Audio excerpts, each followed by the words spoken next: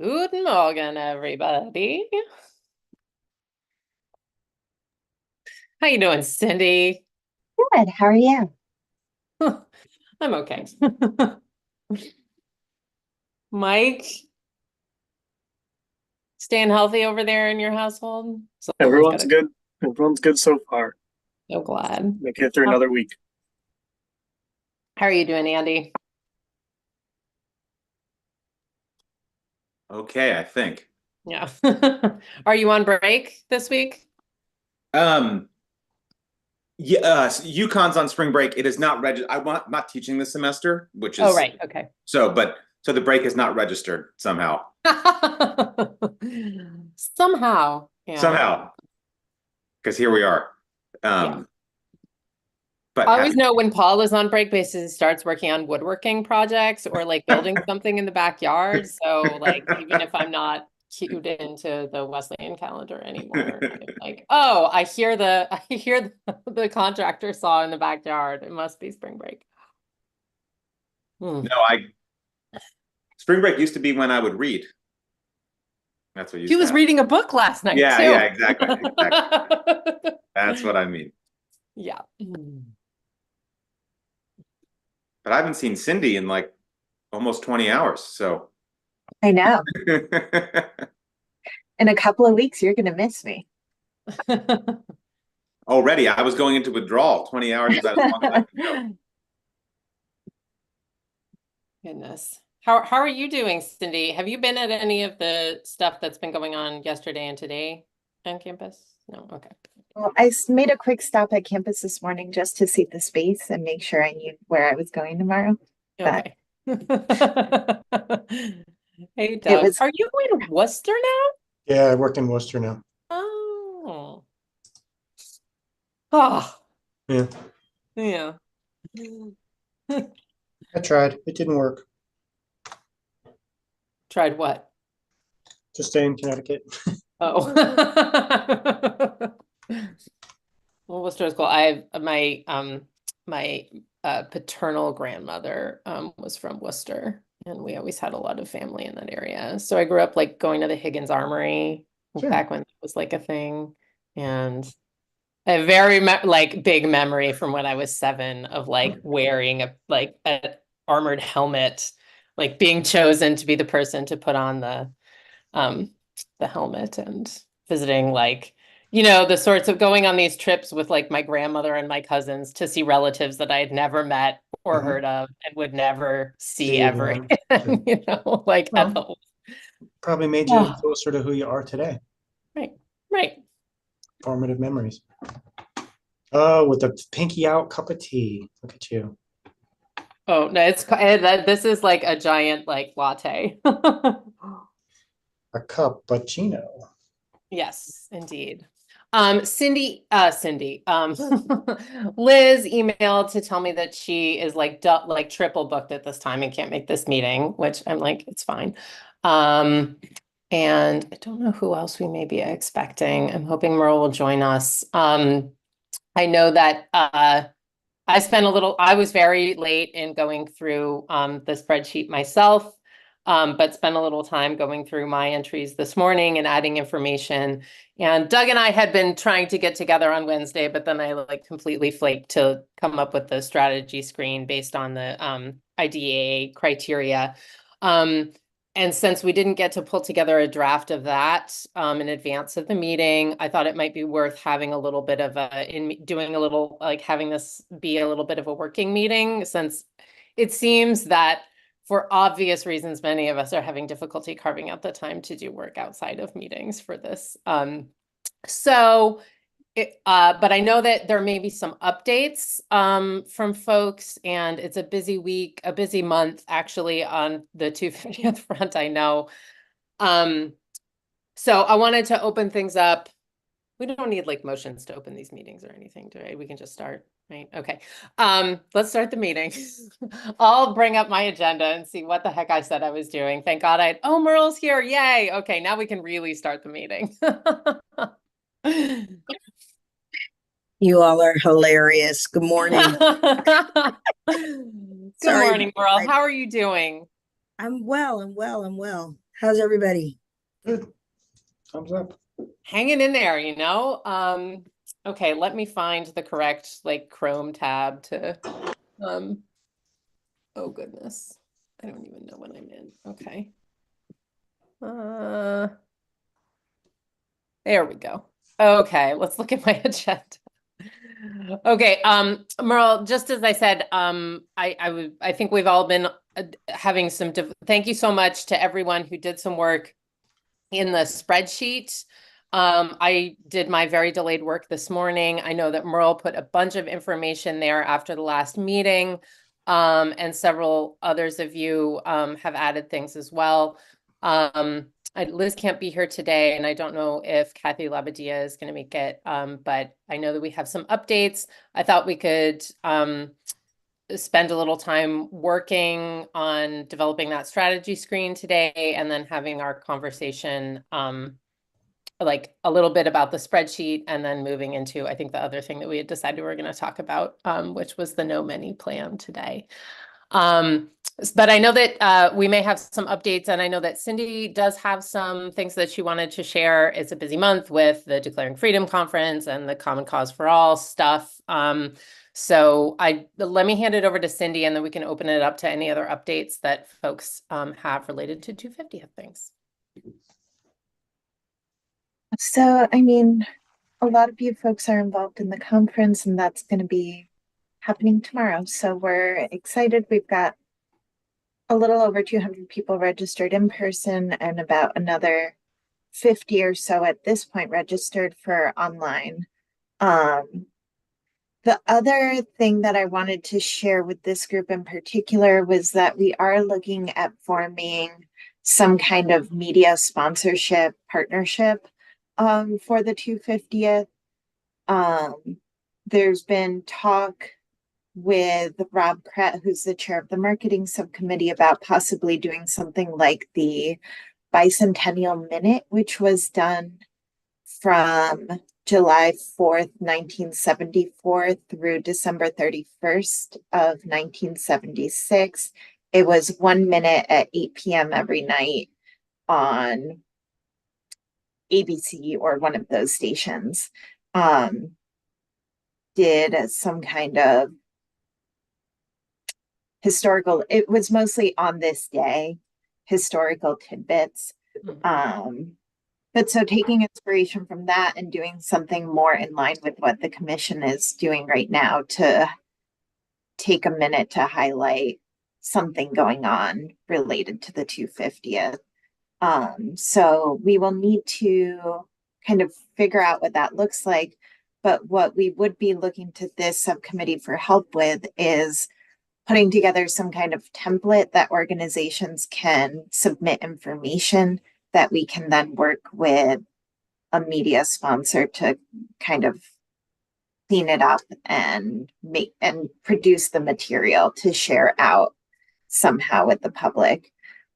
This may be with Connecticut Public in the form of radio spots, or like 30-second spots on CPTV. It might also be with Fox 61 in the form of like a weekly spot, which would be a little more manageable in terms of how much content we need to bring together. But there are a couple of different conversations going on about what that could be. So we're excited. We should have more information in the next month or so that we'll be able to share out. Who are you working with at Connecticut Public? In sponsorship, do you know? Broadly, Mark Contreras and Deanna Fox and lots of other folks were in the conversation. Okay.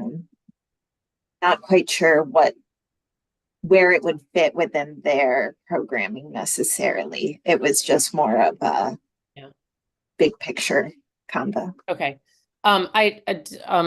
One of our board members, Christine Pitsley, knows a woman in the sponsorships department there who has a background in museums, worked at Johnny Das. I don't know if you've worked with her at all, but she seemed, I've had some lunch meetings and conversations with her around like sponsorships, and we've talked a little bit about the 250th. So if she's not already involved in those conversations, she was like a big booster for like, oh, Connecticut Public needs to be doing more of this. This is like exactly what I think that's the kind of sponsorship kind of like, I guess, client list that she's really trying to develop is around sort of cultural heritage stuff. So Right. she might be a good person to speak to if you're trying to like create like a movement within the folks over there. She's just really interesting to talk to when I had lunch with her. So Great. Somewhat along those lines, I'd had the most tentative possible conversation with the people at Where We Live about a different kind of idea, which I'll describe just in 60 seconds here, because it doesn't need to distract us. But I was somewhat self-consciously trying to move against the 1 minute idea, because I find it is trivializing to do trivia. And we were aspiring for sort of more substantive conversation. So, but my idea had been, that's not to say it's a bad idea, just say that I personally didn't find it productive for what I wanted to do as state historian. But I think that, but my idea had been to try to do something maybe once a week around 2026 that would not be, that I was not going to pay for. We were going to do it as like produced by with Where We Live. That was a little bit longer form, see how much time they would give me to give people in Connecticut documents from this text from the 1770s and ask them to respond to what it means to them today. So the idea was to have people reflect on the meaning of the events of the 1770s in the present, and to go for productive and provocative juxtapositions. So it could be the governor today with the governor then, or the mayor of X town today reflecting on the language of the mayor of X town then, but also, somebody in prison reflecting on the meaning of freedom. The idea was to hear a very diverse Connecticut in lots of different accents, and then you could tack on a little promotion for an event at the end of it. But I was thinking if we could have a few minutes of a more substantive conversation that was more in line with the goals of the commission, and also would be a lot less work to do, as you said, weekly things rather than daily things. So I had been thinking along those lines. I had made some tentative moves to trying to prepare the historical piece, but the idea was like, here's a document from Windsor from 1775. Let's go to Windsor and have somebody reflect on it today. That just struck me as in tune with what the commission was after. I'm very happy to give that idea away totally to anybody else, or to have it evaporate because it's been supplanted by a better idea. But I just wanted to mention that I had talked about that with Where We Live for 45 seconds in passing. Had started to do a little bit of work to try to figure out how easy or difficult it would be to assemble the 1770s piece of that, which I figured would be my work. An important part of my work was finding that, along with identifying people. So Cindy, I just tell you that was on my mind, and if it's helpful to talk more about it or other ideas around it, you can call me, and if it's not, you don't ever have to talk to me about it again. I think it's a great idea. It sounds like a lot of fun. Like it sounds like it would be fun conversations. I'll say part of the reason we were talking about 1 minute, part of the reason it started with the marketing conversation is because the hope would be to kind of get it in people's minds that way. But I don't think it precludes doing a more in-depth dive that would be more relevant to what we're hoping for. And it might be that all of these things take place at the same time in different ways. More is better, right? Yeah. It sounds like a really cool idea, Andy, to me. I would listen to that for a minute. No, but the question is, would you listen to it for 5 minutes? That's what. No, I'd listen to it for 4 minutes and 30 seconds, but not. Yeah, I know. But I'm going, the idea was, rather than having an expert tell you something, hey, here's something you didn't know, that it's very hard for me to think of anything interesting to say. Like anything that I know that is interesting because it cannot be captured in 50 seconds. I can't tell an interesting story in 50 seconds. You could. So the idea was, let's not, rather than having an expert tell you some trivia factoid, what if we did a ask you to 15-minute reflect on the segment. meaning of these things in your own life while presenting some actual history. Yeah. You know, Yeah, here's what so-and-so said, here's what this farmer said in 1774. You're a farmer today in the same town. What do you make of it? I It mean, said it hits hot on minute. I think that things like, it hits on two things for me. I know that we've talked about this idea before, Andy, and I really like it. It leans into the doing history theme a lot because it's a lot more like the actual work of a historian to think about a primary source document and, its different meanings, or it's changing meanings over time. The past as, very similar to us and the past as a foreign country. But it also gets into that relevance piece that, and so if there's a way, if where we live is interested in it, I think that it like should happen. That would be really amazing. Yeah. I hope you heard me when I said I should have said hot minute. I didn't mean 60 seconds. Yeah, no, I'm just giving. Like Yeah, the yeah, teaser would be 60 seconds long, but the show would be more like 15 minutes, a half an hour, Yeah, and I think, obviously I'm not wedded to. First of all, I cannot emphasize enough how little actual work I put into thinking this through. But I think it's pretty. I would not want to do it in a minute, but I think it could be shorter or longer, more or less frequent. But I think that there is something to be said for not doing two of them, but rather doing enough that you can hear a lot of different Connecticut voices and places represented. I think there would be something that would emerge from the sum that would be greater than any one. So I don't want to do a one-off, really. I think it would be better as some kind of series that then could spin out on social or whatever. But anyway. Yeah. I think that, it also, just to go back to Cindy's point about like subcommittee role, like having a form for submitting some of these things. If we think about what it would look like, I think it's also potentially a way to get organizations that have collections, whatever those might look like, whether it's church records or, stuff at a local collecting institution, to identify some of those interesting documents too. So it's a way to engage those institutions as well, and find out a little bit more. I think it serves other goals that the commission has in terms of, gathering some of that source material. That's a fabulous idea, Amherst. I hadn't thought about that at all, that I can call the local. It also takes maybe some of the work off of you. Yeah, like, nominate a to document. crowdsource some of those, like, hey, we've got something interesting here. So that this is from the Windsor Historical Society. Yeah, today's document comes from the Windsor Historical Society, and even just that little move comes from the archives of the. We could, if I were recording, I was imagining that I'd record the interviews, but whoever you could meet the person there. Yeah. We're at the Windsor Historical Society with this incredible document out of their archive that comes from this.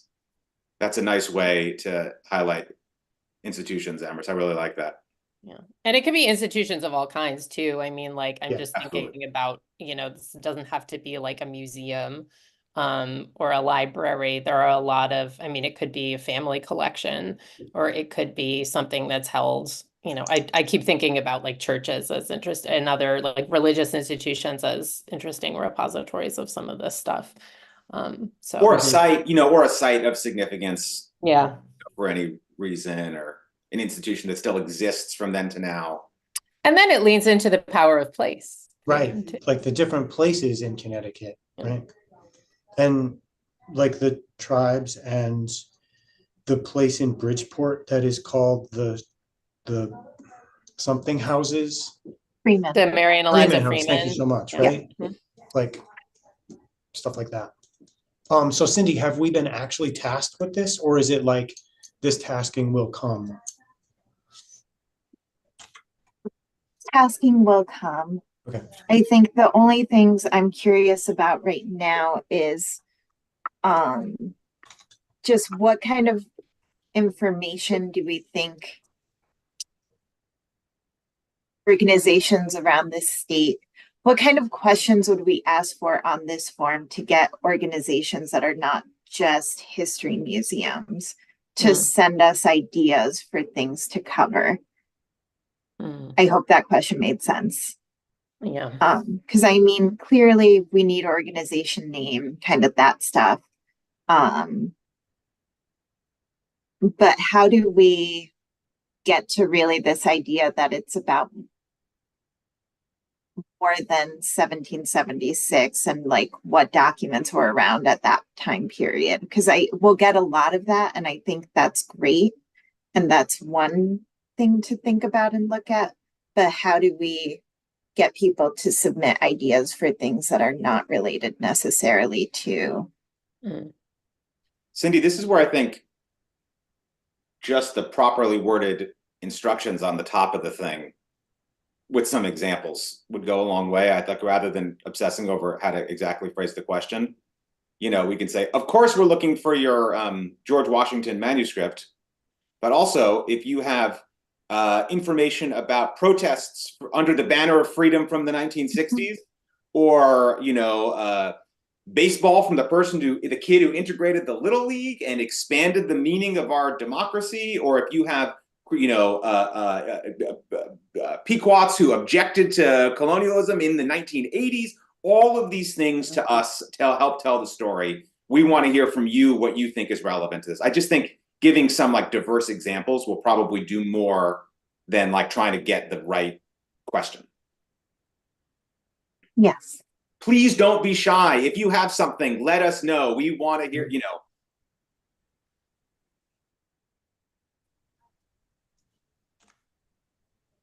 Those are great. This is going to be great.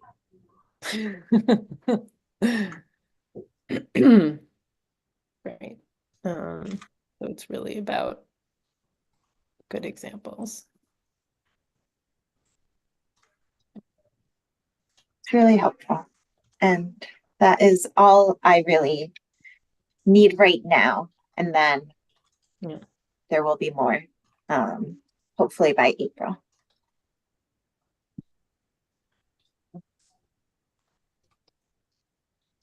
Well, I'm thinking of it. I'm just going to send you.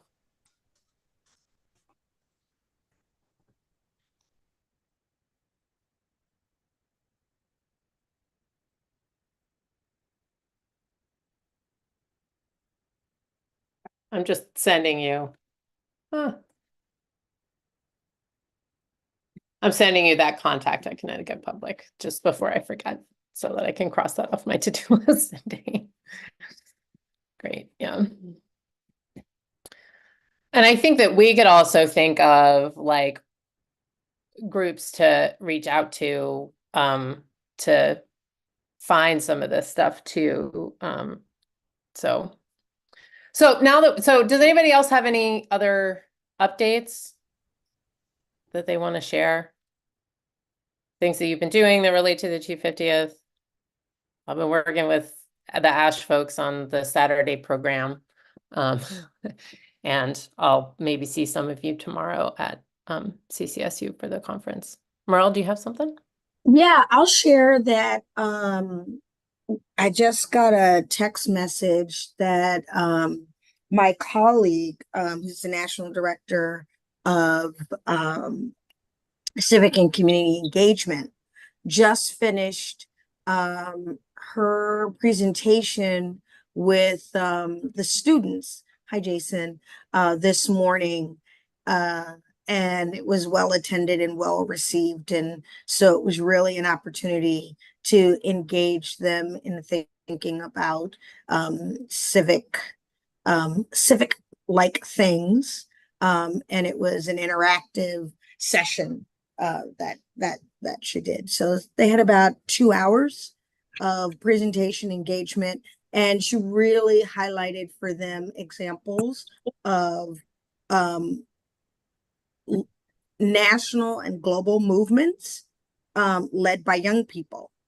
And apparently they had a really good time. So that's exciting.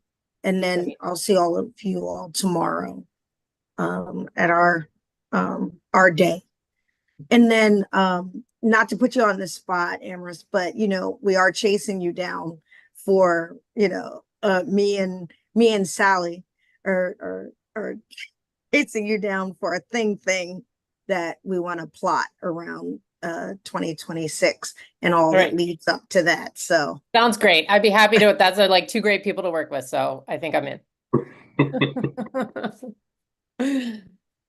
Sure, and Andy asked for some updates on the Saturday schedule, which was like pretty much in flux until Monday, but I think we firmed it up. So basically, I can even, if I can find it, I can sort of share my screen with you all.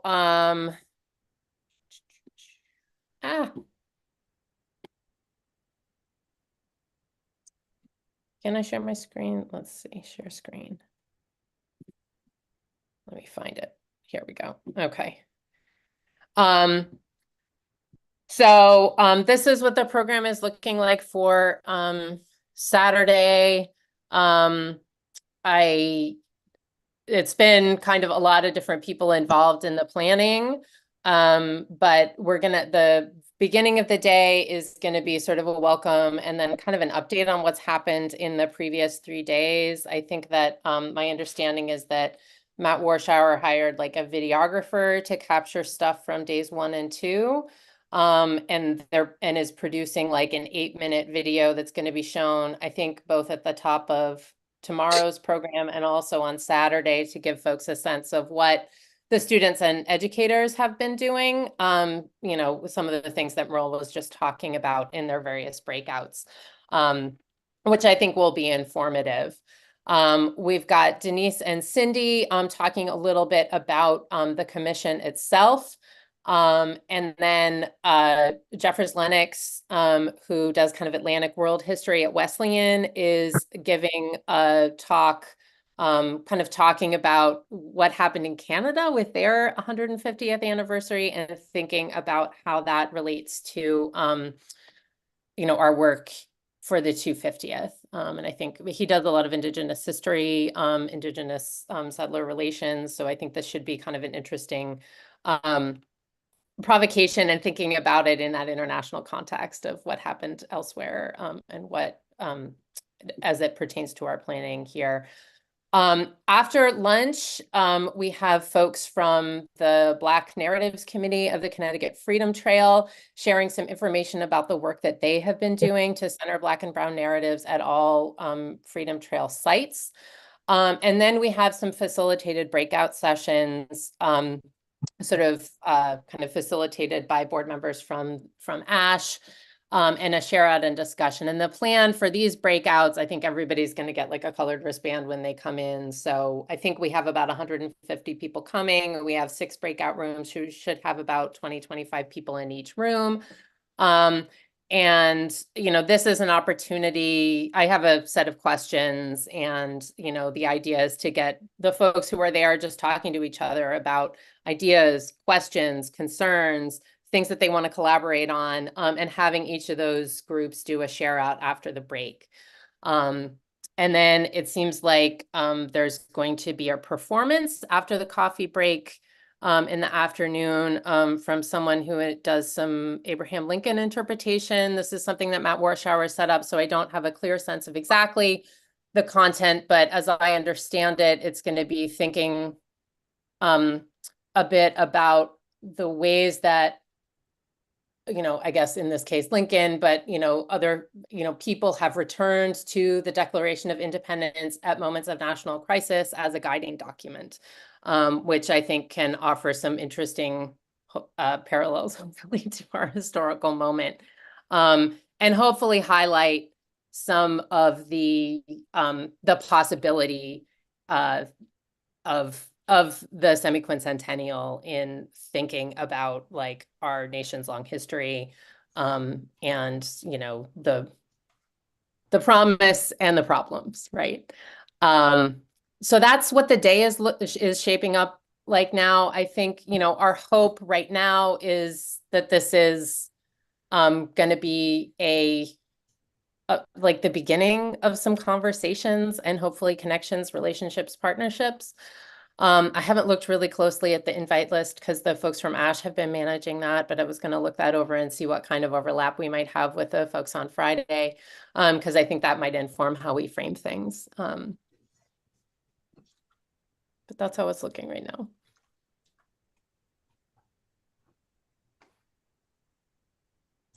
Thanks for your work on that, Amorous. I know the last Yeah.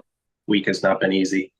Yeah, thanks for your support. I think that we're in a good place now, and I think some folks involved in the planning have felt that we have to like do everything on that one day, and I just feel like this is an opportunity to bring some people together to start some conversations, as with Friday, to get people introduced to what the commission is doing, and introduced, I think, perhaps more importantly, to one another. So that they can start doing some stuff together, and hopefully, I think that between the Freedom Trail folks and Jeffers' talk, there's going to be some really interesting content to dig into in those breakouts and just kind of think with. And that's really my goal for the day. So can't do everything. It's a busy time.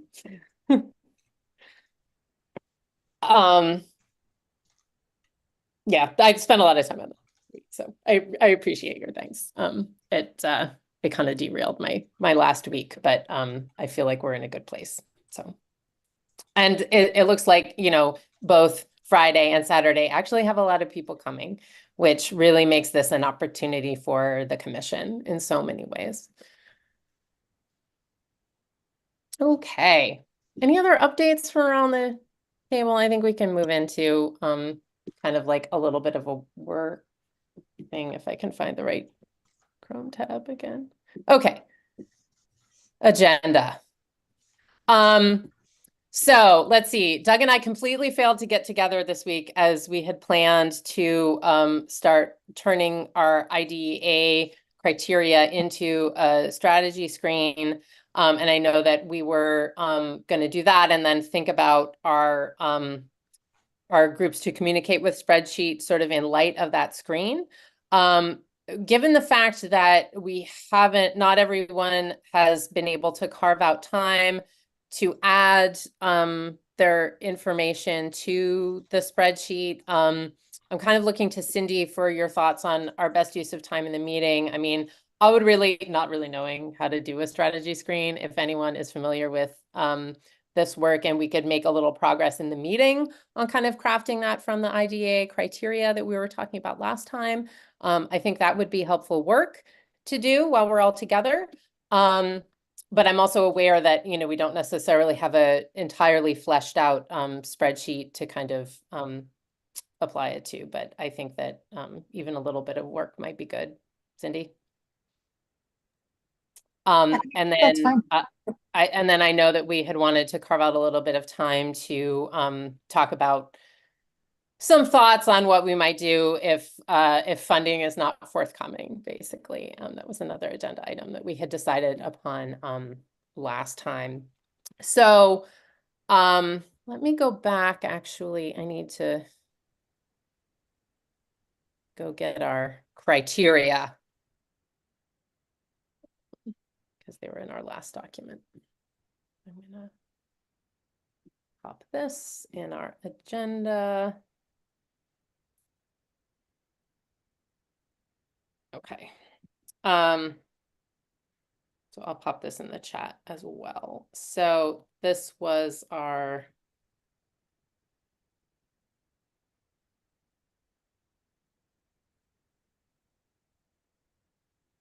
just get it in a format so that people can read it.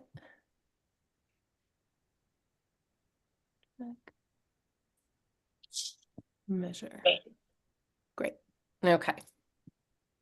So you folks, so we all kind of have it in our, so I know the strategy screen thing was sort of Liz's idea and she wasn't able to be here today. Can anyone tell me what a strategy screen looks like so that I know where to begin, or we can begin on this work? Has anybody done this before? No. Okay. Wait, no, I mean, yeah, no. I haven't. Honestly, strategy screen is like a really fancy way of saying rubric. Okay. And rubric is a really fancy way of saying a chart. that indicates, right? Thank you, Doug. Exactly. A list of criteria from which you will, da, da, da. So it's, in my experience, I don't know if it's been a strategy screen, but it's basically been a chart that indicates the particular criterion that you're looking to see is present with a definition, and then some key that you use to score whether or not that is present to some degree. And that could be a Likert scale, or, as I like to say, a scale from 1 to 5. Yeah. And you do that. Now, where the strategy screen might get a little bit more complex is if you begin to weight different elements of the criterion that are, you know, more important than others. Then you start to get into math. You know, like for real math. And so that might be the complexity, but I think we need something very simple, because we would use a very simple chart inside of a toolkit for folks. So my granddad always said, keep it simple. Yeah. So this is like a self-assessment for organizations as well as something that we'll be using ourselves. Yes. It could be, yeah. Okay. And you know, would you like, so is this sort of like, does the program, or does this, or is it to what extent does this do X, Y, and Z? I'm just thinking about how we turn the directives of the criteria into those kind of questions, and whether, I guess, we sort of chunk them out in finer detail. If I'm just looking at this right now. Can make a little chart somewhere.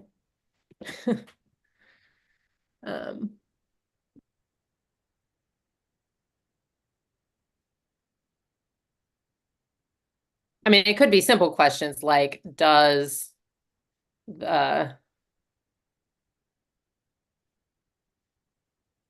and I think it might, like, the phrasing might look a little different whether we're applying it to our own work, which is primarily like groups of organizations, or like whether we're applying it to like a program that's been submitted for the calendar.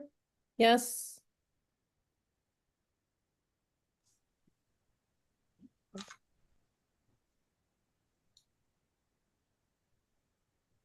Doug, you just came off mute. Do you want to say something?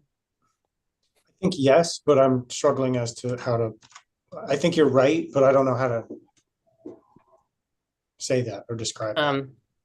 Like the submissions, or if you will, from sister agencies or partner groups could be a little more granular, and they could be asked to define, how does your program measure the diversity and representation of community, you know, blah, blah, blah, right? Whereas we kind of, because we've been talking about it for so long, we're going to kind of instinctually know more.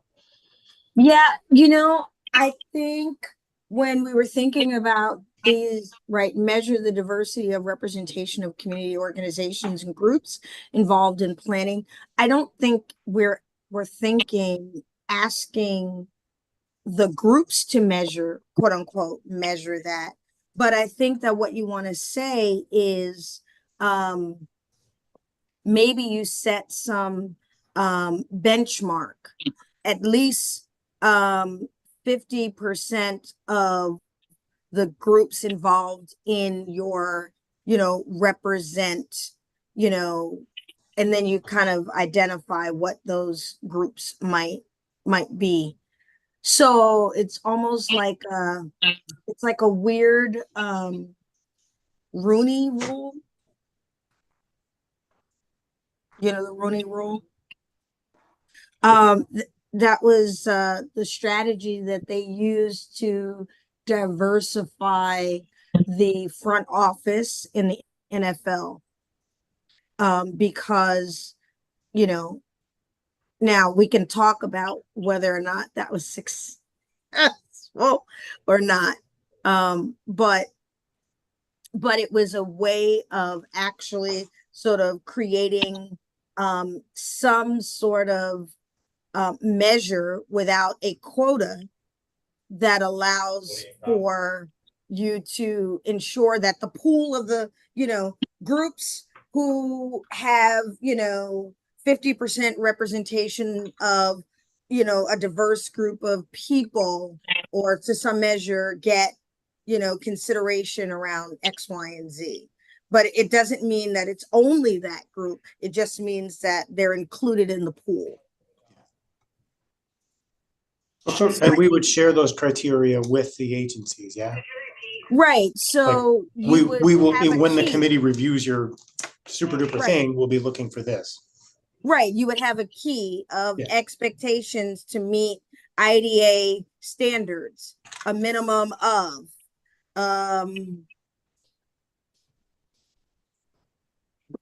I think things around accessibility, for the event would maybe have a scale, but there are some basics, right? So maybe you score a 2 if you're ADA compliant, because like that's the law. But you get more points, right? Or you work towards more points if you are, doing language translation, including sign language interpretation, or, rally relay, or you're creating beyond the sort of federal standard. Yeah, okay. So I don't think that we're asking them to track these things. We're asking folks to have the presence of, accessibility for, complete participation. We're asking them to have the presence of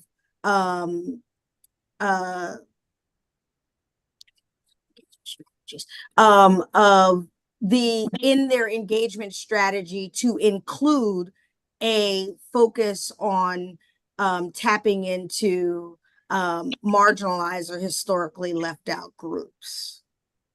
Mm-hmm. And you get a score to the degree that you actually have that present in your strategy. Because some groups may not think about it at all. Some groups might think about it slightly, and then, they can sort of measure how they're doing.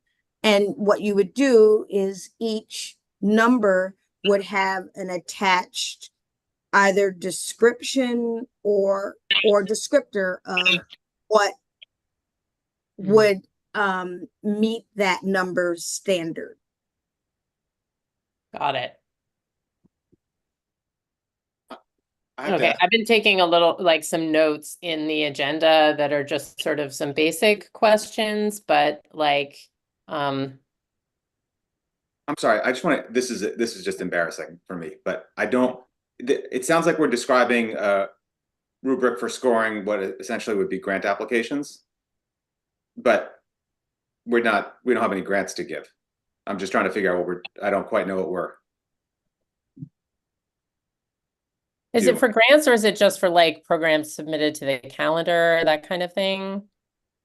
But like, And is this a self-assessment, like asking folks to do this themselves, not to have us do it for them, like to provide a tool? okay, I was thinking about assigning scores. So this is about creating a screener that when people are submitting events to our calendar, it prompts them to think about whether they've done certain things. That's what we're.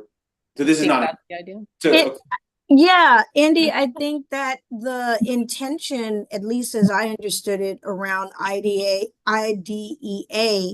was to offer people an opportunity to be more inclusive and equitable in what they were thinking about, whether they get money, whether they get endorsed or not. Put it on your radar. So it's a tool for the Yes. organization. That's right. Or Okay. any group. Yep. Yeah, for whoever, if you're planning an event, one of our guiding values is that events be inclusive and representative. we've created this handy tool that can help you evaluate how inclusive and representative your program is. That's what this, so we're not scoring things ourselves. This is Self-assessment. work product for the, or, okay, forgive me. I'm sorry to have to ask that. I was just sort of missing the. No. I think it's self-assessment for us, right, as a subcommittee, and then it's also developing that self-assessment tool for, and these might look a little different, but I think in our first draft, they can be kind of the same thing, right? Because we're looking to enact what we're pushing others to do. And consider, yeah. And it's like, I guess if it ever came down to it and we were in the position to select programs or like make sure that programs had some sort of criteria for getting on the public calendar, we could use this tool. I'm thinking about it from like the STEPS workbook standpoint. Like if folks are familiar with that, this is the like self-assessment program from AASLH for like history organizations. There's like the basic level, there's the better, and then the best level. And there are kind of like lists of like, if do you have a collections management policy? Like your collections management policy does these things. Your collections management policy also does these other things, or these are the things that you're doing organizationally. So I think we could, that's how I'm kind of thinking about it, is like maybe just like Merle was saying, we think about maybe like 3 different levels within each of the sort of criteria, and each criterion can come out of those 4 guiding assessment criteria that Merle and Jonathan have developed for the subcommittee, right? It's like, are there, like, to what extent I'm just reading them right now, like, to what extent is there a diverse and representative group of people and organizations involved in the planning process? And then we come up with like 3 levels of like, basic, better, best for each of those. And then it's kind of a 1, 2, 3 that maybe makes it easy for folks, and it involves doing less, we don't have to develop a 1 to 5. We can less vetting for us. Yeah. So can I just ask, I mean, this is a rubric around programmatic engagement and evaluation, but that's contingent on our engagement of diverse organizations and communities. So I'm imagining for this subcommittee, organizational and community engagement should be applying a similar assessment for the committee, so that we are making sure that we're connecting with communities that are representative of Connecticut today. Yeah, and that's why we're thinking of this both as something for our own internal use, as also, for giving to folks outside, as like, here's what we're using internally, like use this to do this too. Yeah, absolutely, Jason. I think the first pass will look pretty similar, and there may be some linguistic tweaks that we would want to do, like for a outward facing versus an internally facing one. Presumably we would want to hold ourselves to the highest standard for all of the criteria. So does it make sense to just kind of think out together what like the best, if we take these 4 items that I popped in the chat, diversity and representation involved in the planning process, underrepresented communities involved in all aspects of planning, leadership, and point of view. I'd actually like a little clarity, Merle, on how those 2 are distinct in your mind, because they both relate to like the degree to which you're engaging folks in the planning and execution process. Yes. And then engagement strategies and access. Yep. So, and I think I'm looking at the right thing here on the document.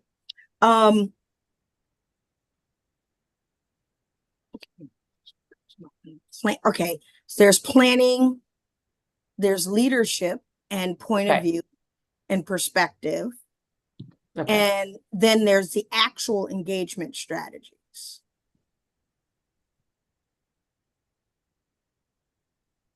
So it's one thing to involve people in the planning process. It's another thing to include their point of view in that process. It's another thing to follow their leadership in Yeah. that process. And then you have your engagement strategies themselves. Yeah, okay, got it. Thank you for clarifying. Great. Okay, I still feel like, so I'm looking at the time and I don't want us, I feel like I have a lot more clarity on this, and maybe, Doug, if you're still willing to set aside some time, maybe next week when my calendar is maybe Yep, slightly less. Absolutely, little more free, got it. Yeah, Before we move on from this, Yeah. I'm curious to hear Merle's advice about this idea that's in my head. If this is going to be a tool that's helping, I hear Jason's point, we have to apply it to ourselves, but if that's one user and there's going to be maybe 200 others. If the other 199, this is meant to be a tool to help them plan an excellent event, does it distract from and diminish the central importance of inclusion if we were to add some questions that also focused on other kinds of excellence that we expect from these events, like accuracy, a kind of concern about partisanship, like just we laid out guiding values of which being representative and inclusive were central to them, but there are others as well. And I wonder if you think that this tool should include those, or if we're better off keeping this as a standalone project. Well, I mean, I think this is specifically around the fact that you can have the presence of accurate, excellent information and it be exclusive, right? And so I think the intention here, I would ask Jason, about if that's a given that you don't get our time and attention if you're inaccurate and all of those other things. If this brings a particular attention and focus in a place, in a way where people often are not thinking about diversity, equity, and inclusion with any depth. Yeah, that's very much my question, Merle. And my idea was, could we use this tool to suggest that there are several essential pillars to excellence, and that a rigorously researched event that is not representative, not inclusive, representative, accessible, is not an excellent event. It's just rigorously researched. But by the same token, an event that really moves heaven and earth to make everybody feel welcome and then lies, we also would not consider that excellent. So I was trying to figure out if we should present that this is our vision of excellence the way we did in our guiding value statement, or whether, as you say, I think quite rightly, many people may need the extra push to recall to know how to and to recall the importance of IDEA values, and therefore we need to give it its own worksheet. That's sort of my question. As you can hear, I can kind of hear both sides of that idea. So I'm curious, as we formulate this rubric, should we include some other measures from our value statement, or is this of a signal importance to have it stand on its own? I'll say really quickly, at least, that the event criteria that we talked about a little bit included things like accuracy and nonpartisanship as like checkbox that people have to confirm. So in my mind, that covers that to an extent, but people really need this help. Even like well-intentioned people in the field need this in a way that I don't think they necessarily need a definition of what accurate is and what's not a lie. And I know. I'm not, I hear you, but I'm not convinced that a score sheet on what evidence-based historical research looks like what is the difference between political and partisan. I mean, there's a morass there for some people. That's true. That where this could be helpful to them. Well, but again, I'm truly, I would be very comfortable in this moment arguing one way or the other. I don't. I just am raising it because I'm not sure myself. Well, think it's like, important. here's what I think we should do just in terms of like getting the work done. I think we should start with the criteria that are based on the IDEA assessment criteria for the subcommittee. And then so I created a link to it. I created a new document. I shared it with this group. I linked to it from the agenda. And I've taken a few notes in there. I think that's where Doug and I will do like our first pass and kind of share that with everybody, hopefully sometime next week. I think one of the things that I would really appreciate everyone's assistance on is thinking about what those, if we're going to do like kind of three, like good, better, best, or like, I don't know. Okay. Just thinking about what those different levels kind of like look like meaningfully, will be, I think, where some of your expertise will be really useful. But I think if we can at least create a beginning framework, and then, come back to this at the next meeting, that will be kind of where we had hoped to be today. So, and then I think, what it would be good to do, like Andy, if you have ideas about those additional things, like maybe it's sufficient to remind people of the event submission criteria, but maybe it's not, to your point. And so if you have ideas, I think that we can add them at the, below our sort of IDEA self-assessment. Are there other kinds of things? Yeah, false kind of accurate. I am like, is it misinformation? No, like, no, because no one's going to check that box, right? But there is, there is good, like you did research. Better as you show you provide a bibliography, and best as you provide some primary sources or whatever, like you show your receipts. Like we could cook up some good, better, best for this. We could, and I think that it's fair to include that at the bottom of this document, right? Because if you're thinking in that direction, we might as well capture it, right? Okay. Sorry, I had to. Google said it. I looked it up. Okay, great. I think that I just want to, Cindy, do you have things that you want to say about the groups to communicate with spreadsheet? There's a lot more information in here than last time. I know this is like a big priority for us, and I know that we've kind of continually failed to deliver on everything there.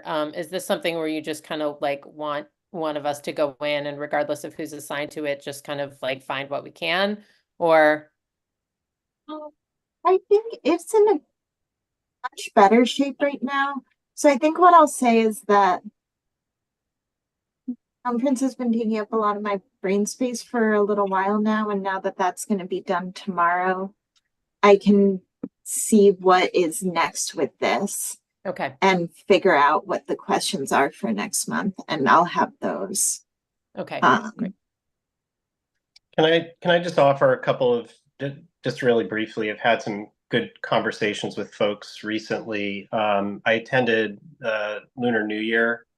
It was an Asian American community event in Wethersfield a couple of weeks ago, which was really an amazing event. And I met a documentary filmmaker there who's Cambodian American, and whose documentary is about his father's escape from the sort of second killing fields in Cambodia. And he tells an American story. And I think it's really sort of we've invited him to the next commission meeting as a member of the public. But I think it's a window into how we can begin, I think, approaching communities that may not ordinarily see themselves in this conversation. And he was particularly interested in engaging us. So I'd really like to be thinking through this with him, but also taking an opportunity that we have in front of us, working through the Connecticut Museum of Culture and History that helped organize the Lunar New Year, and engaging folks. We've been working with Jason Chang at UConn and Mike Keogh at Hartford Foundation now I think we have some really good connections structurally in the community. So I'd like to just sort of keep that front and center for this committee. I've also recently had a conversation with Charles Warner Jr., who's a chair of the Freedom Trail, and he's very interested in working in sort of coordinating Freedom Trail initiatives and participation in our commission work.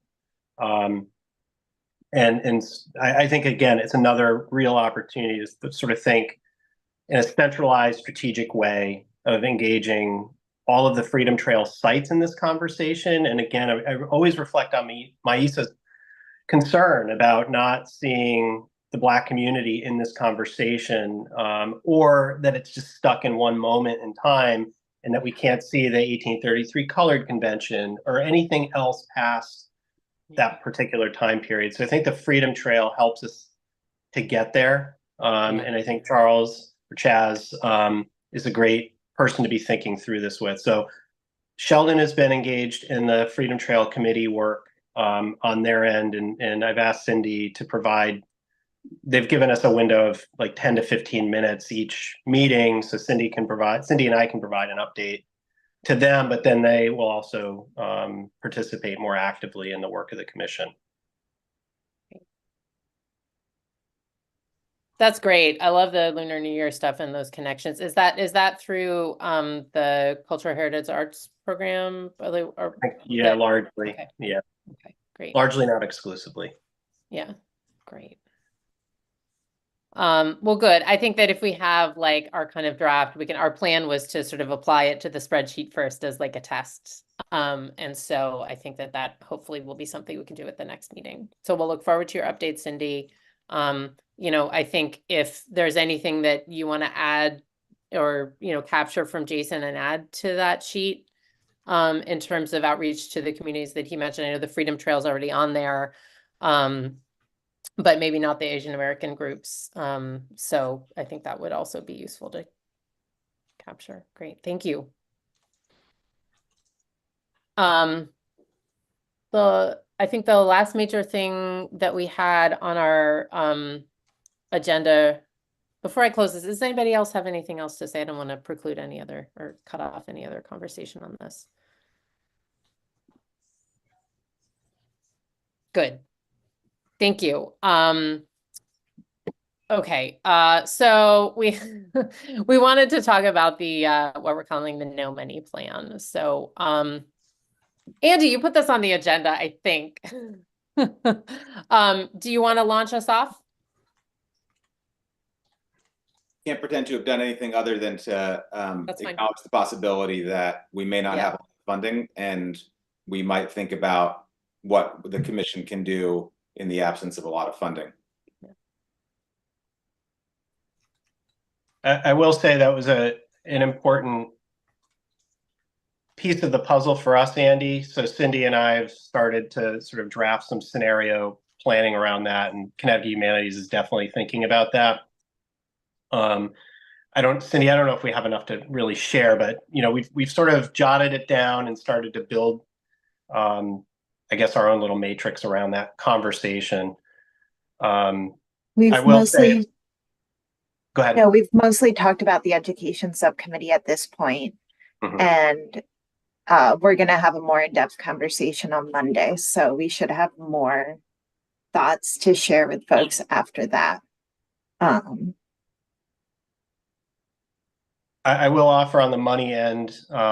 There's a couple of bills that have been proposed. I'm not sure how caught up folks are or aware of what's going on in the legislature, but Kathy Austin, who's the Senate co-chair of Appropriations, has proposed a $30 million bond in a bill.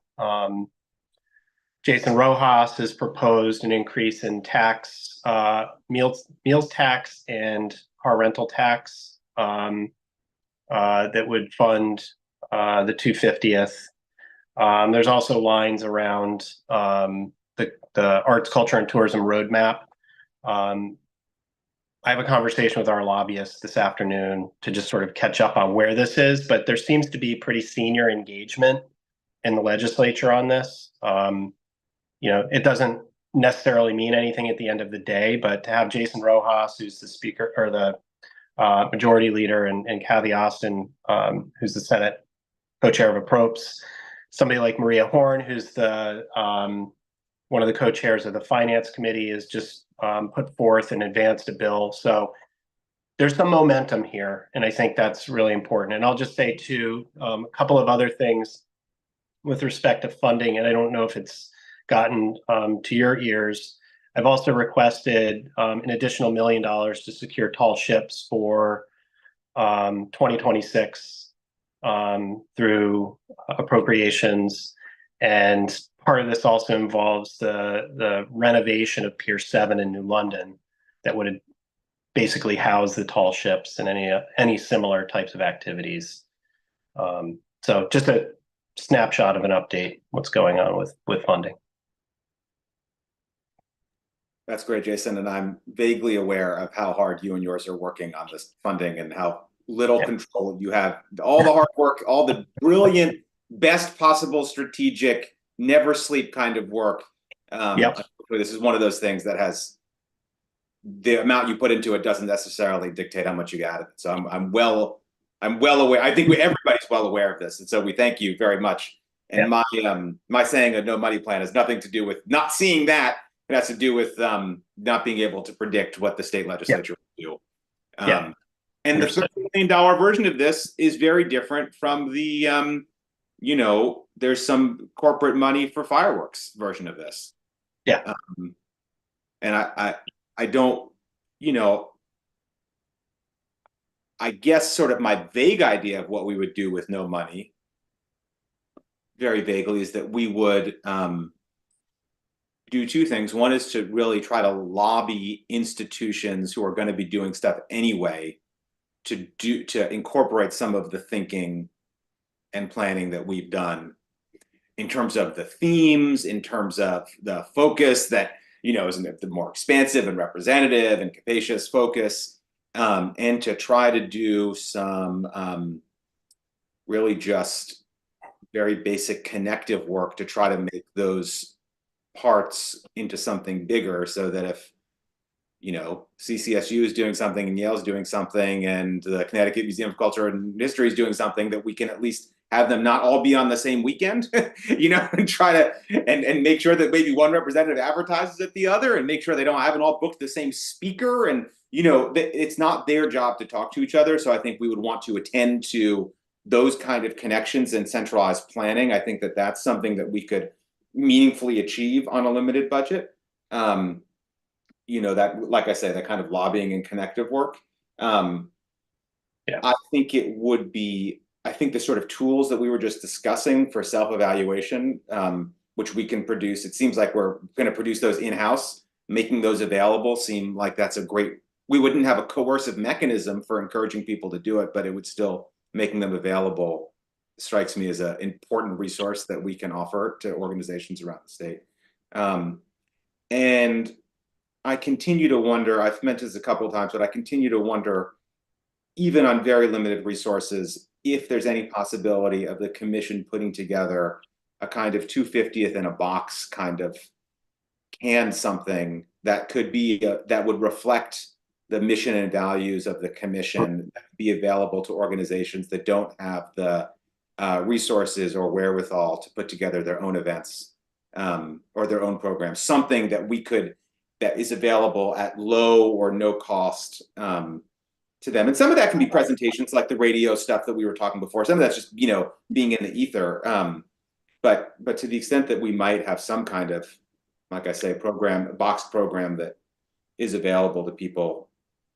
Cindy, Andy, I actually really like that idea, and I wonder if that might be some kind of companion to the sort of statewide, banner exhibit that we've talked about with you and sort of a team of curators thinking about what are the basic sort of things that we want people to sort of put in their communities, but that could be a really interesting companion.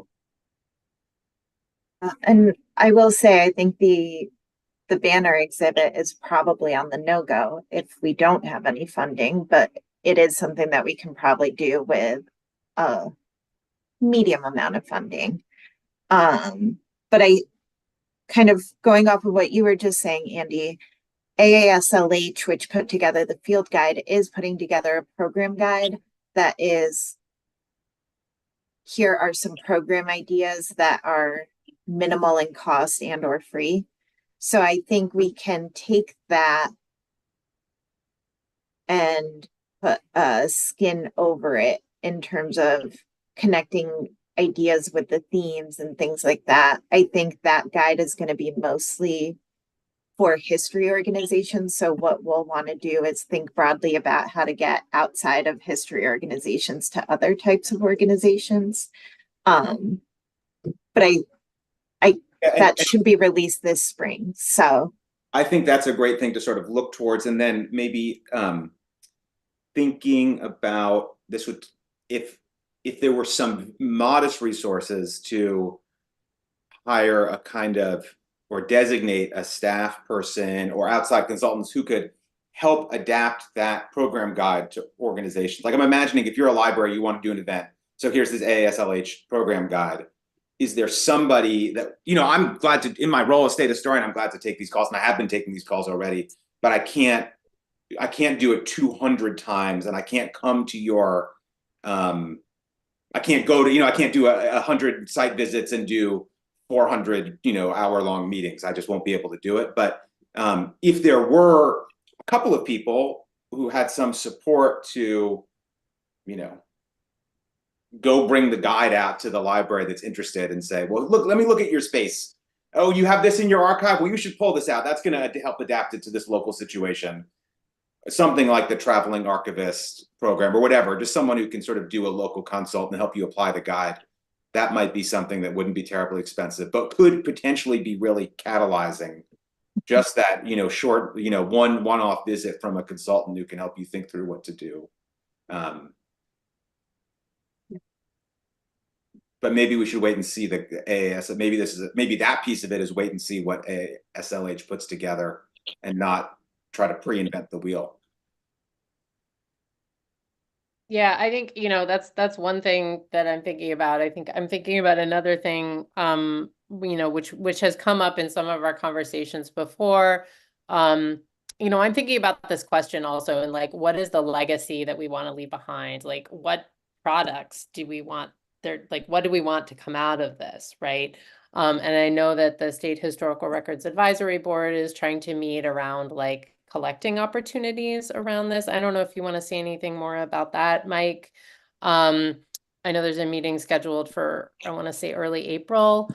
But you know, I'm thinking about that piece of it too, you know, because that's something that collecting institutions can do on their own, and that we can encourage to be a part of what people are doing without necessarily like incurring any costs ourselves.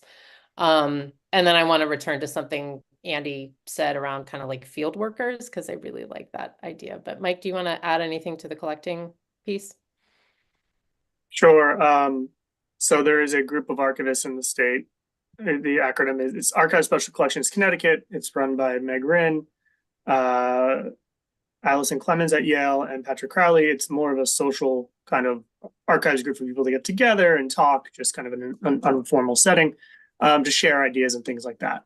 At their last quarterly meeting, they started asking about 250 things and feeling left out and not understanding why they haven't been approached, partially not understanding what the commission really was doing. And we met with Meg to kind of explain that, but also kind of just this archivist mindset that they're always left out. So there's a little bit of that. As a recovering archivist, I understand. So what happened is we met with Meg Rinn, Cindy and myself, she wanted to give us the background on the conversation they had. And she also contacted Lizette at the State Archivist, who runs the SHRAB. She's the head of SHRAB, State Historic Record Advisory Board. And then Lizette pulled me into that conversation because I'm also on SHRAB. So what came out of that, you're correct, Amherst, is there's a meeting on April 2nd hosted by SHRAB to talk about 250. Cindy will hopefully be there to talk briefly about the commission. And then basically it is going to be a brainstorming session led by SHRAB. And I think the thing that came out of this is that maybe working more closely with Shrab to reach collecting institutions and archivists. Being in line with the commission and the ideas, to Andy's point about not booking the same people on the same day, like not going after the same kinds of money, not, identifying opportunities that are in conflict with each other, and really work with Shrab to figure out how to implement some of these things that we talk about, identifying collections and getting messaging out, things like that. I don't know what that'll look like. This meeting is going to be like a brainstorm to kind of better understand. And I'm going to try to be there to translate kind of the archive speak to Cindy, to our organization, to this group, and see what we can do with them. But they're super interested. They want to be involved. And I think there's an opportunity to work with Lizette to do something. I don't know what will come out of it, programming, just info sessions, stuff like that. Thanks, Mike. I'm planning on being there too, so. Exciting. I also, when Andy was talking about, traveling folks who can like go out and talk to organizations, like I'm wondering just on the low budget side of things, are there ways that we could think about the work that we're doing around IDEA that, I think there are a lot of people out there who would give time to this work. People give time to, museums, they give them to the libraries.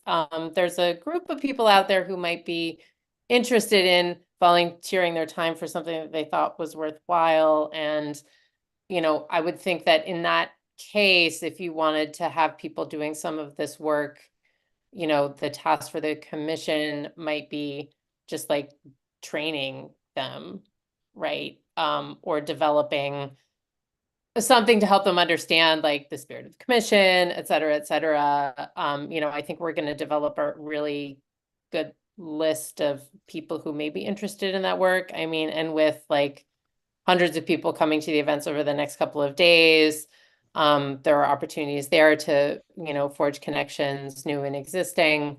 I'm just trying to think of what a field worker force, like a volunteer field worker force for the commission could look like, and what at different sort of levels of support, we might need to do to get folks out there kind of helping us do our work for us in the spirit that we want to be setting forth.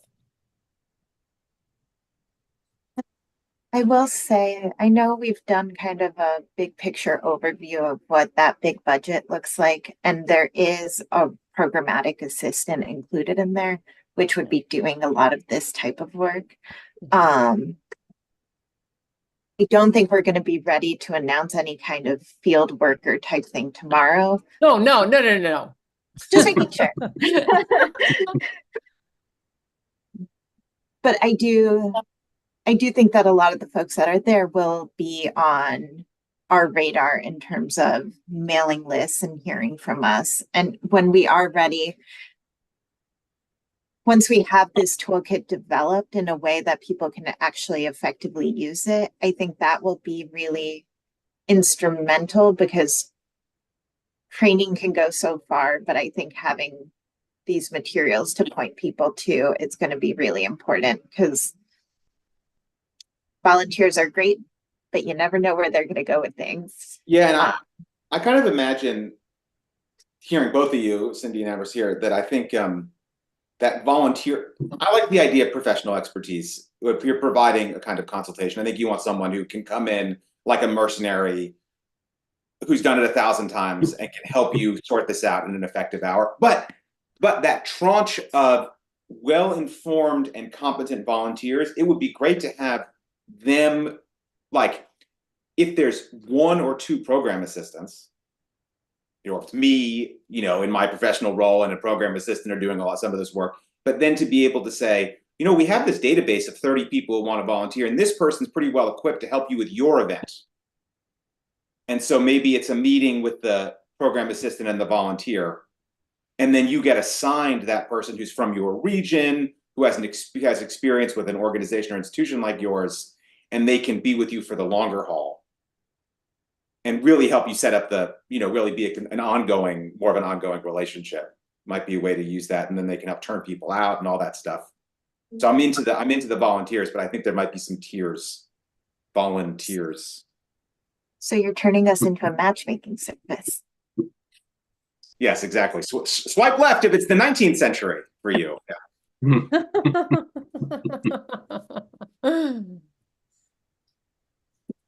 Yeah, yeah, I agree. I mean, I don't think you just want to send anybody out doing this. That's why I was thinking about like what it would take to take the people who have the time and the interest, and for the commission or, you know, the rest and our organizations to feel comfortable like that these are good ambassadors for what we're doing.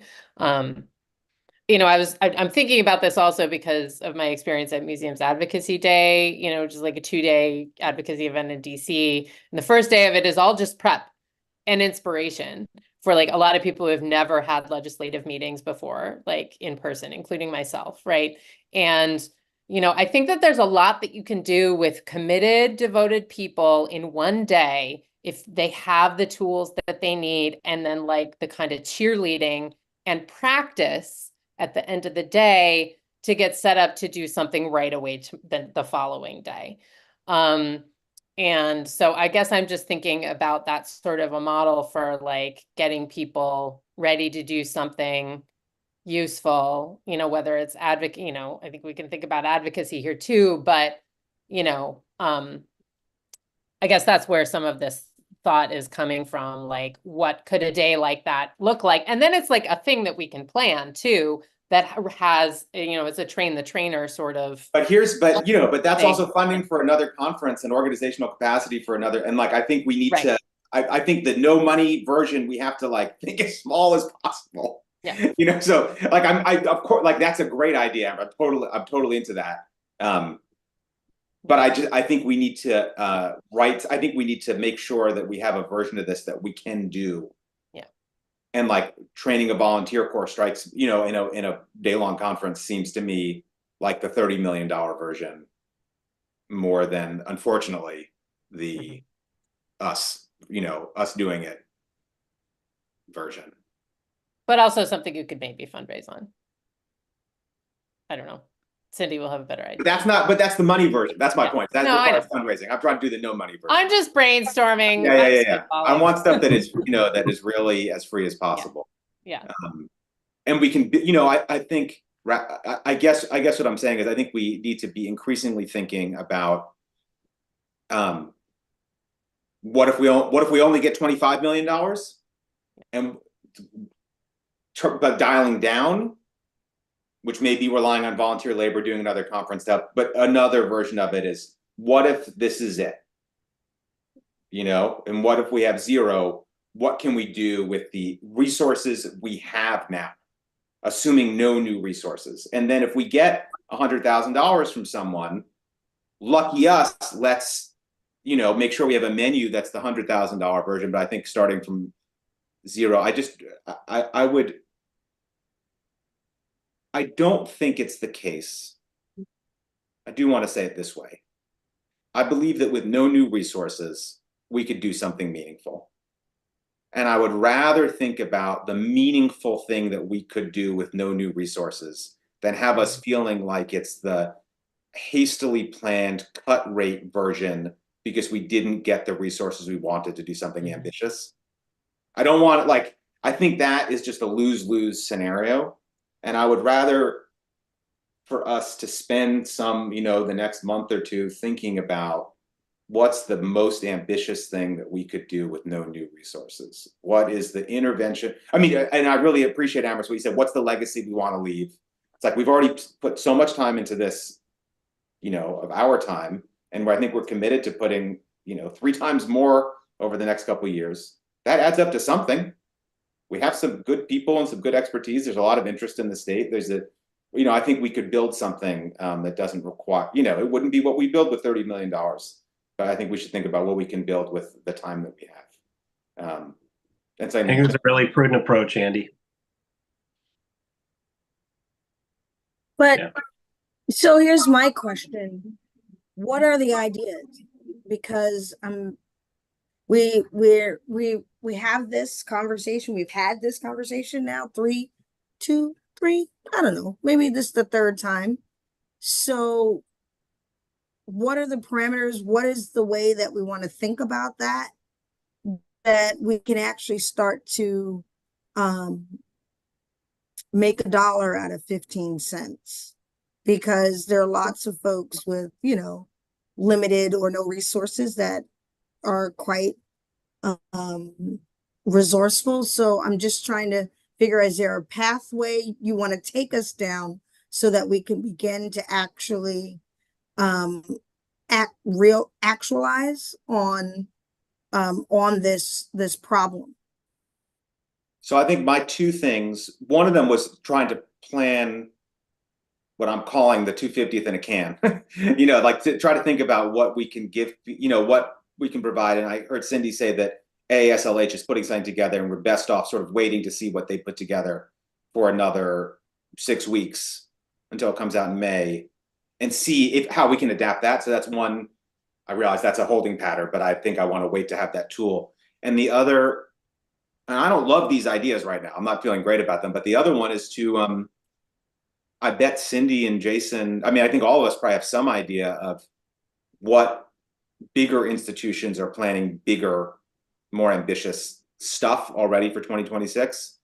And I think it might behoove the commission to try to organize them and get involved with them so that we can help them do something together that is in line with, you know, to help to try to inspire them to follow our mission. I think some of that comes out of the meeting tomorrow. I mean, I think that's part of what tomorrow's about. But you know, the Beinecke Library at Yale has the Declaration of Independence. That's going to be the most visited site in Connecticut around 7, I bet, or one of them. They have unlimited money. And I'd be curious to have them in a conversation about what they're going to do with their copy of the Declaration of Independence and their unlimited money. That is, you know, and to encourage them to say, look, the governor has made this commission. There's been all this thought. These are the values. Like, we hope that you will, you know, be a team player here and like whatever, you know, cooperate with these other institutions that are also planning things according to these themes. And let's get us all together in a room for a planning meeting, even though we don't have money as a lever. Maybe we can at least be the convener to help try to influence the conversation. I acknowledge that that's not an actionable idea, but I am trying to say, get people who are already doing the work. It is an actionable idea, right? In terms of expanding or multiplying our reach through partnerships. And connection and relationship. Of course, then that also makes me wonder, why aren't we getting money from these institutions? I mean, I didn't put my money into Yale, but I would be, if I were an alum. Why aren't we? Why, you know, if there are these institutions that have resources, why aren't they putting money into the commission itself? So with the Yale question specifically, Cindy and I were at the Beinecke 2 or 3 weeks ago with Mike Morand with the Declaration of Independence and talking with him about how we can partner in these types of initiatives. And so there are more conversations forthcoming. Mike was very excited about the opportunity to collaborate with the commission. Yale is willing to commit some resources. I don't know that they can direct dollars to the commission so much as they can take guidance from the commission and what we want to sort of, you know, if we want a particular speaker, a particular event or traveling something, they could commit the dollars in kind. In that way. Jason, we can't eat in kind. We can't print documents in kind. I mean, I think that they will do the dollars. Oh, in other words, they'll pay for the thing. But they'll pay for the things. Yes, they will pay for the thing. Okay. This meeting's being recorded, so I'm not going to talk too much about Yale, where I spent a very long time. But I will say, in this particular regard, a nice model that I quite liked was that there's an exhibit about Yale and slavery at the New Haven Museum, and Yale has paid the admissions price for the spring so that now going to that exhibit is accessible to anyone regardless of the admissions price. That's a nice model of a big institution helping out a smaller one nearby. Yeah, Not and- the museum is not well endowed now too, but anyway, I think there are the capability for partnerships, and I think, you know, the thing about wealthy institutions in general is that they're used to doing things on their own out of the goodness of their own charitable hearts as it suits them. And I think that a kind of role of influence that we could attempt to play is to help them see, you know, or to encourage them to do things that we think are in the state's best interest, rather than what they think, or help them see how their institutional self-interest and the state's public interest might align, see where they might align, and give them a short menu of public spirited things that we would like them to order from, rather than sort of winging it on their own, as they are wont to do, because that's the fun of having a couple $2 billion in the bank. But I do think, but I, you know, often the sort of requests that we would make are so modest for some of these bigger institutions that I think we can get them to say yes if we went to them with a plan, and did, you know, asserted some leadership. You know, I think absolutely it's 100% the correct thing, Jason, for you to be talking with Mike. Yeah, like that's the right thing to do. But also there's something different to like be invited or summoned to a commission meeting for the governor's commission with other people at a date of your choosing. You know, where you don't go and look at Mike's archive. He come, you know, but we all come to, we convene a meeting and say, these are the goals that the state has determined. We are acting in the public interest, and this is what we really want you to do to step up. And this is where we need you guys to collaborate. You know, I think that we can probably have a somewhat, you know, and this is not coercive. I don't mean anything coercive at all. I think it's more making it attractive.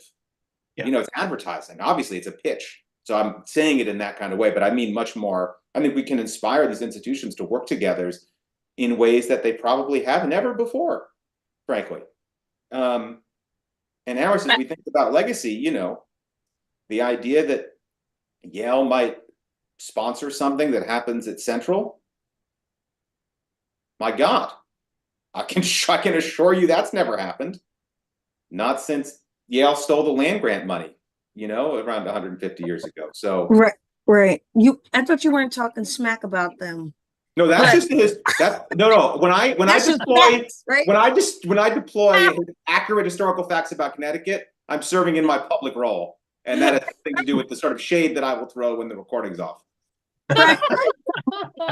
No, I love that, and I think I can really hear and appreciate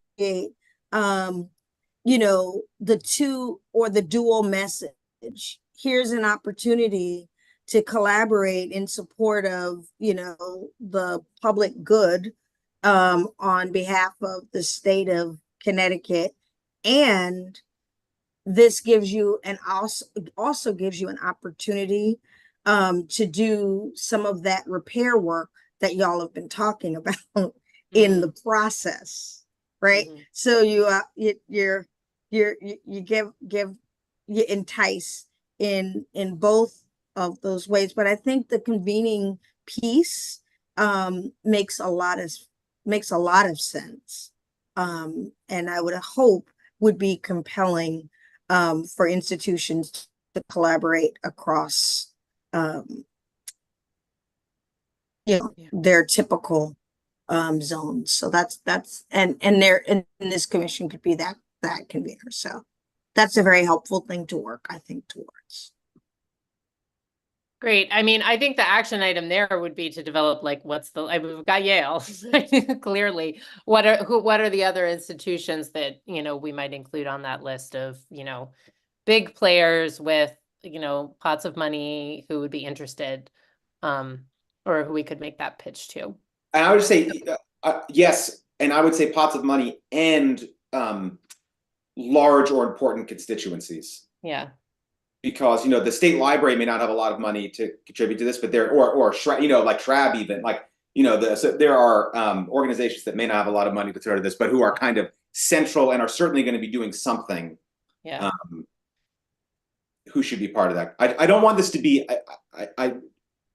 it shouldn't just be the donor conversation. I think this has to be the central planning committee for the people that are already doing stuff, that are going to, the central planning committee for the groups that will move forward in an ambitious way on 2026 with or without commission funding. I mean, that's sort of who I'm thinking about. The people are going to do stuff anyway. Let's try to organize them. Yeah. Great. That's a good answer. I just feel had like a quick question. Jason, do you know, is the 250th also fundraising? Yes, we are. Never mind. I know the answer to that from private donors. Right. Yes. Okay. Yeah. Never mind. I knew the answer to that.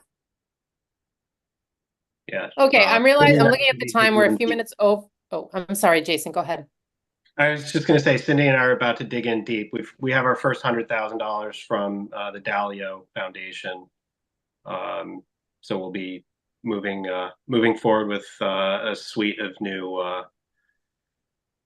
organizations and so on that Denise Merrill and Susan. Oh, the other Yukon person, Susan Herbst, and we've got some other folks in our leadership team that are going to be making some phone calls. So, yeah. Okay, well, I feel like I have some things for our next meeting. If you have ideas for the agenda, please send them my way. Doug, are you still good as inquiry fielder, or do you want to shift that around? I'm good. There hasn't been any. Okay, all right, great. Anything else? Thank you, everyone. It's always an honor to sit in a room with you folks. Yeah, likewise. See you tomorrow. Yeah, see you in person. Oh, wait. I have a quick question about tomorrow. This is the most banal logistical question. How long will it take me to get from wherever I'm going to park to when I'm going to be in the room? Is that a half an hour? Not long at all. Okay. Wellesley Garage and the Student Center lot are right there. It's spring break. There's parking everywhere right now. The only thing worse than being a half an hour late is being a half an hour early. Thank you very much. I think Cindy sent around like the campus map and everything, so you can like plan it out in advance. I wanted the lived embodied knowledge, but I saw Cindy's good email. Thank you.